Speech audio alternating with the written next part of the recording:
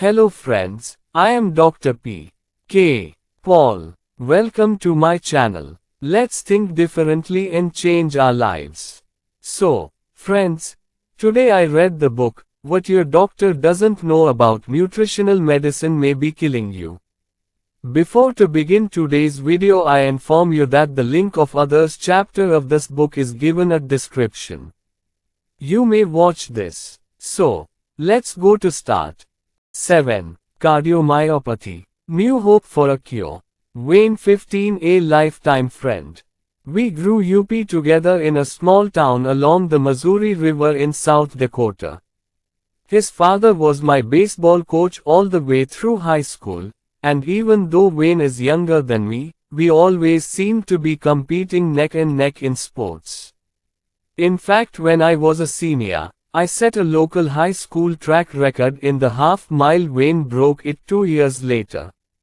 Wayne and I both went on to attend the University of South Dakota, where we ran together on the USD track team. Following our years at the university, Wayne continued his athletic pursuits, was an aggressive cyclist, and still ran on occasion. I admired his continued drive to stay in peak physical condition. Knowing his athleticism, then, I was quite concerned when my friend walked into my office one midsummer day. Wayne's color was poor, and he complained that his heart felt like it was going to jump right out of his chest.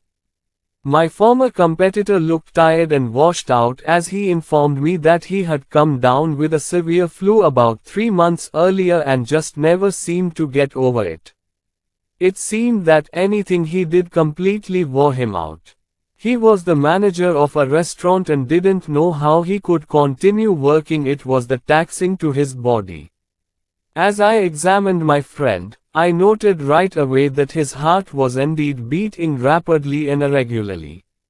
Wayne's heart sounded like a washing machine. It was clear that he was in serious trouble, and I informed him that he needed to be admitted to the hospital. Wayne went directly to the hospital, where one of our local cardiologists examined him.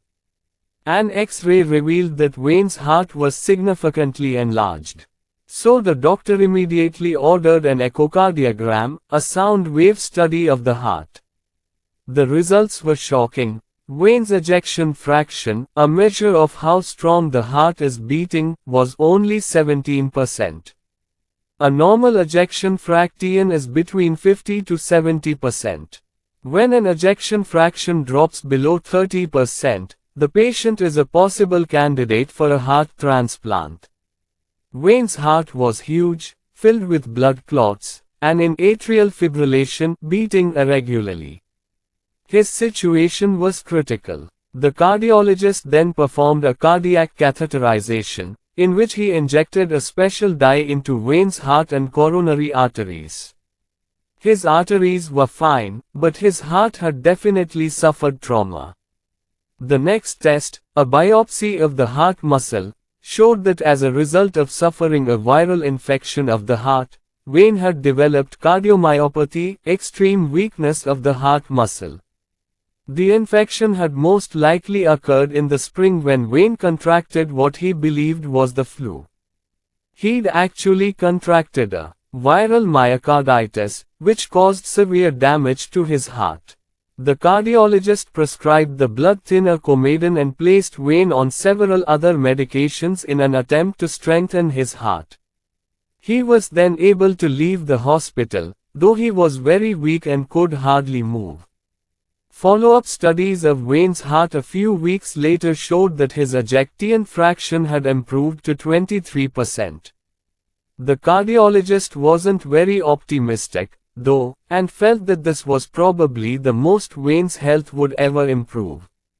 His heart was still filled with blood clots, and he still was in atrial fibrillation.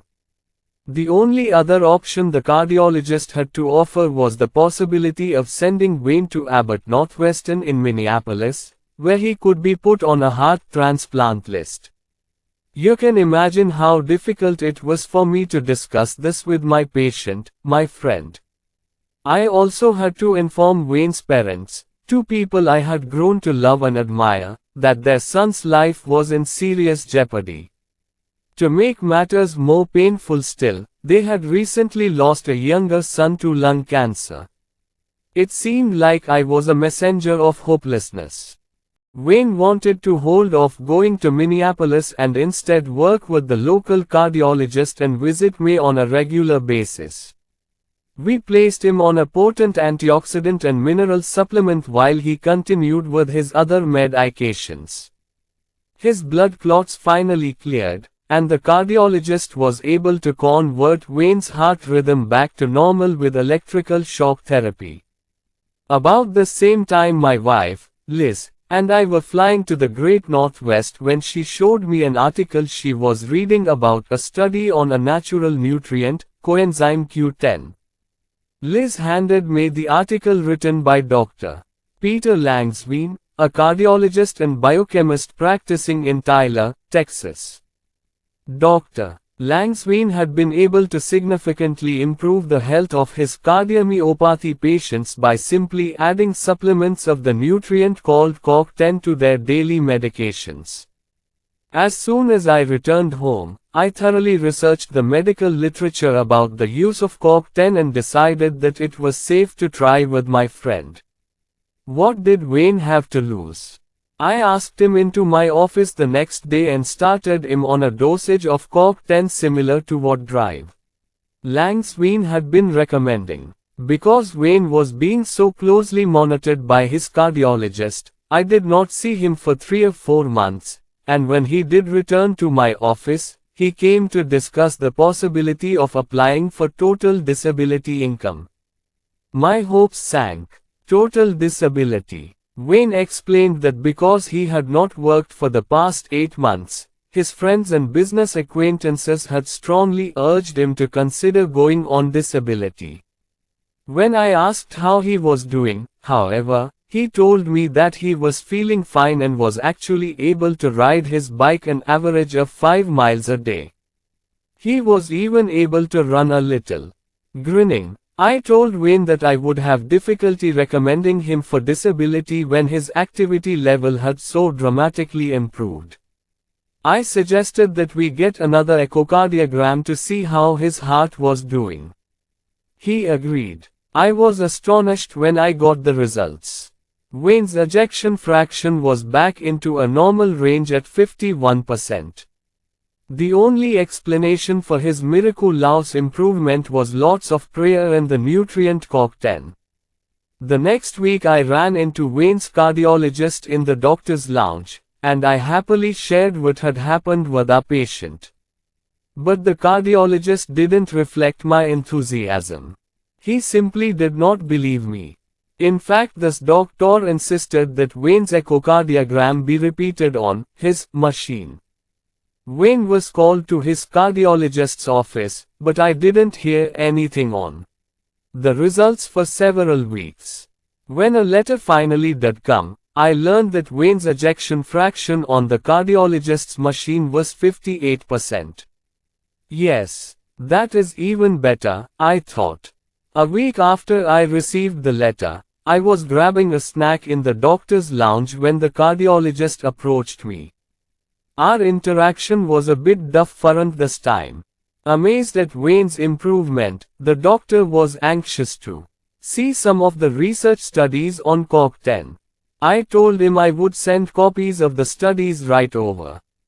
"Ray," he said, "you remind me of a doctor I used to listen to on the radio during my commute into work. He would talk about all these medical studies on nutrition and supplements. I was sure he was off his rocker. Slamming his topics became one of our favorite pastimes at the hospital. Man, we shred them good." The cardiologist continued. The most critical doctor was Jim. In the doctor's lounge he would trash this radio guy up one side and down the next. This continued over the next few months until one day Jim's partner confronted him. "Jim, if you feel this strongly about the subject, why do you take nutritional supplements?" "Well," Jim replied, "just in case I am wrong." Wayne did not go on disability and is back to working full-time. His first visit to my office occurred more than 4 years ago.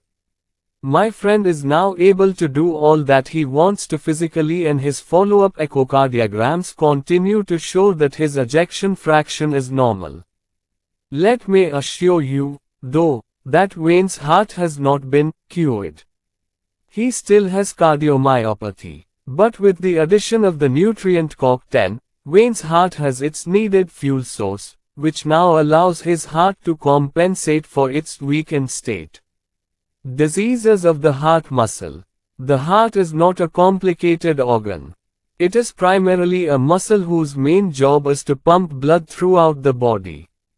In the last couple of chapters, we concentrated on the coronary arteries that supply blood to the heart. This chapter will now focus on the muscle of the heart itself. Congestive heart failure and cardiomyopathy are diseases of the heart muscle. An electrical system triggers this muscle to beat in a coordinated and efficient manner. The heart's valves then open and close, allowing the blood to flow efficiently through its 4 chambers. As the primary muscle with the responsibility of pumping life-giving blood to every organ in the body, the heart must continue beating consistently at all times and therefore has remarkably high energy requirements. Congestive heart failure and cardiomyopathy have numerous causes: hypertension, repeated or severe heart attacks, viral infections, and infiltrative heart diseases like lupus or scleroderma, to name a few. In each case, the disease weakens the strength of the heart muscle so that it is unable to handle the amount of blood it receives from the body. The heart tries to compensate for its weakened state by dilating and beating faster. But blood eventually backs up into the lungs, filling them with fluid. This is called congestive heart failure. The patient essentially begins to drown in his or her own fluid. Sometimes failure occurs primarily on the right side of the heart, which means the liver becomes congested and the patient's legs begin to swell. When one's heart becomes severely weakened and dilated, as in Wayne's case, physicians call this cardiomyopathy. Cardiomyopathy is a very severe case of congestive heart failure. An uncommonly large, dilated heart is its hallmark. What is coenzyme Q10?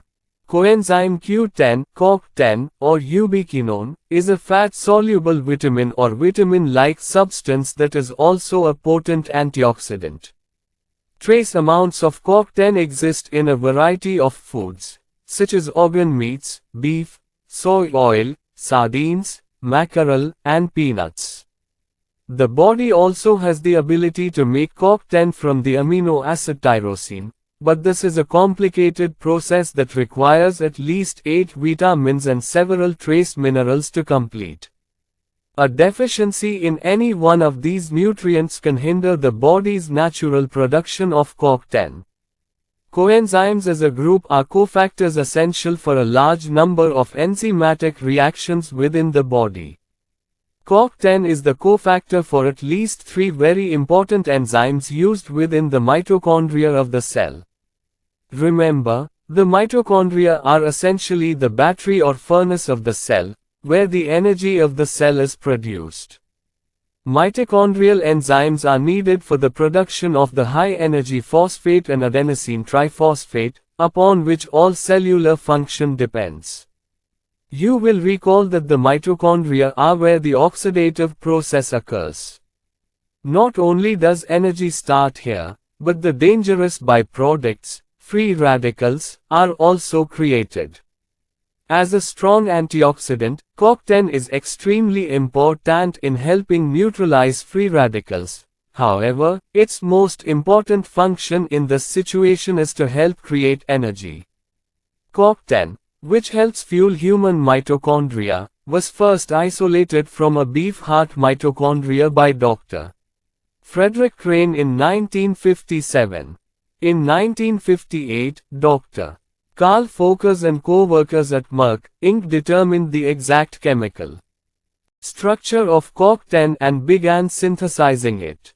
The Japanese then perfected the technology in the mid-1970s and are now able to produce large amounts of pure CoQ10. CoQ10 deficiency and heart failure. Not only have numerous investigators established the normal blood levels of CoQ10, they have identified what seems to be a direct correlation between the severity of heart failure and the correlating depletion of CoQ10. Significantly decreased amounts of CoQ10 have been noted in periodontal disease, cancer, heart disease, and diabetes. Deficient levels of CoQ10 have been most clearly established, however, in the blood levels of patients with congestive heart failure and cardiomyopathy. CoQ10 deficiency can be the result of several conditions: a poor diet, impairment of the body's ability to synthesize CoQ10, and/or the body's excessive utilization of CoQ10. Investigators in the early 1980s began trials in which patients took CoQ10 supplements.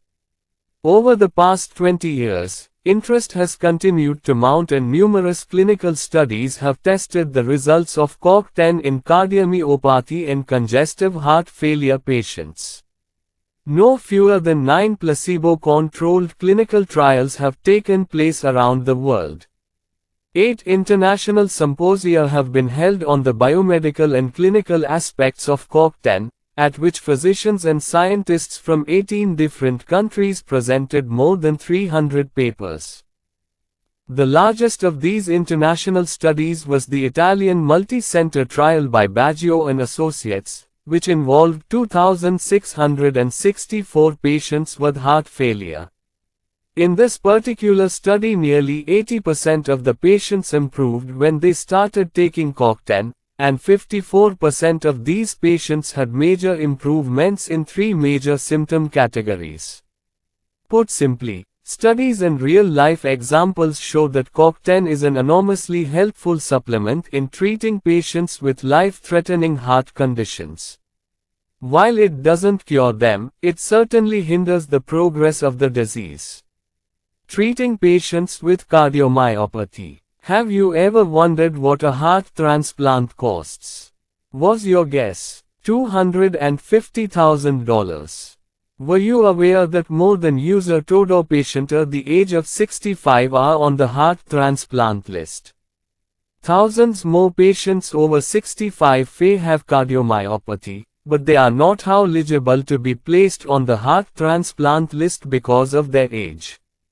Although they may receive MACs, the heart transplant hence, most will remain totally disabled. Only 1 in 10 patients who are eligible for a heart transplant will actually receive one, the other 9 usually end up dying from their disease fairly soon. These numbers don't include the hundreds of thousands of patients who suffer from congestive heart failure. Drs. Focus and Langsveen reported a study in the medical literature in 1992 that I believe brings this dilemma to an obvious conclusion. They placed 11 exemplary transplant candidates on CoQ10. 3 of the patients moved from the worst classification, Class 4, to the best classification, Class 1, under the New York Heart Association Guide C box. 4 patients improved from Class 3 IV to Class 2, and 2 others improved from Class 3 to Class 1. The New York Heart Association classifications for functional capacity. Class 1, no limitations, ordinary physical activity does not cause undue fatigue, shortness of breath, or heart palpitations. Class 2, slight limitation of physical activity. Such patients are comfortable at rest. Ordinary physical activity results in fatigue, heart palpitations, shortness of breath, or angina. Class 3, marked limitation of physical activity. Although patients are comfortable at rest, less than ordinary activity will lead to the symptoms noted above. Class 4, inability to carry on any physical activity without discomfort. Symptoms of congestive heart failure are present at rest. With any physical activity, increased discomfort and symptoms will occur. Against the backdrop of substantial clinical trials already reported in the medical literature, Focus and Langsveen showed undeniable proof of efficacy and safety of the use of CoQ10 in patients with end-stage heart failure who were awaiting transplantation. Here is a prime example of a natural vitamin, antioxidant shown in several clinical trials to be effective and safe. This is nutritional medicine at its core. When the heart muscle is weakened, for whatever reason, it places an increased demand on the nutrients the heart cells need in order to create energy. Because of excessive utilization of these nutrients, the heart muscle eventually becomes depleted of CoQ10, which is the most important nutrient needed to create energy. When patients take this nutrient as a supplement, the weakened heart muscle is able to replenish its stores of CoQ10, generate more energy, and compensate for its weakened state. Doctors should use CoQ10 in support of the traditional medical treatment, not in place of it. This is complementary medicine, not alternative medicine. Although in the studies many patients improved so much they were able to stop taking several of their medications, they were not cured of their underlying heart disease. It is important to note that patients should continue taking supplemental CoQ10 over the long term. Clinical studies report that when patients discontinue using supplemental CoQ10, the needed fuel source becomes depleted again and heart function slowly decreases back to its previous poor level. On the other hand, Langsveen reported after a 6-year follow-up study of patients that those who maintained their supplemental dosage maintained their heart function improvement. Why don't physicians recommend CoQ10? Here we have a life-threatening disease for which traditional medical therapy offers little hope for improvement. The cost of taking CoQ10 in supplementation is about $1 US a day. Not considering the reduced costs of hospitalization, this is substantially less than the $250,000 heart transplant for which most of these patients are waiting. Furthermore, the use of CoQ10 has never shown any side effects or problems. In fact, most of the studies show marked improvement within 4 months. So why don't physicians recommend a trial of CoQ10 to their cardiomyopathy patients? What doctors don't know may be killing you. I have never heard a discussion of the use of CoQ10 at any medical meeting or with any cardiologist other than my interaction with Wayne's physician. And I've never heard of a cardiologist placing any of my patients with congestive heart failure or cardiomyopathy on CoQ10. After reviewing these studies, it is not IEs. I too am amazed at the unwillingness of the medical profession to offer this option to their patients. Only 1% of the cardiologists in the US recommend CoQ10 to their patients with heart failure cardiomyopathy, as if they have a good alternative therapy in mind. The National Institute of Health has funded most of the studies involving CoQ10 in the United States. But unlike the plethora of synthetic drugs, CoQ10 is a natural product, and as such cannot be patented through the FDA. Pharmaceutical companies are not going to spend the $350 million needed to get a natural product like CoQ10 approved by the FDA if there is no economic incentive. It is also very costly for a company to promote the use of its medication to physicians. It is just not going to happen. I'll tell you why physicians don't recommend CoQ10. Physicians are pharmaceutically trained. We know drugs, but we don't know much about natural products. As much as we hate to admit it, the pharmaceutical sales representatives who come to our offices daily control much of what we learn in regard to new treatments. And I have yet to see a pharmaceutical sales representative show me a study on CoQ10 and its effects on cardiomyopathy. There simply is no money in it. Emma's story. Emma is a delightful patient of mine in her early 80s. About 4 years ago, her cardiologist diagnosed her with cardiomyopathy. An ejection fraction of 20% severely limited Emma's life. Her cardiologist prescribed several medications, including Cardaron, which she took to control her irregular heart rhythm. However, this medicine made her very sick, and she was soon unable to eat. Not only did she lose a lot of weight, but the medication also destroyed her thyroid gland. Thyroid medication was started, but, needless to say, Emma remained very ill. Her cardiologist did not give her much hope, and, because of her age, she was definitely not a candidate for a heart transplant. The traditional treatment Emma received only made her much worse. In desperation, she came to see me because she heard about how I was able to help others with similar problems. After evaluating my new patient, I could see she was having a significant reaction to the Cardaron. She wanted to quit taking the drug, and I agreed with her. I personally felt if she stayed on this medication she would live only another month or two. After easing her off Cardaron, I started my new patient on 300 mg of CoQ10. To Emma's delight, her appetite and strength improved and her shortness of breath abated. Her activity level soon returned to normal.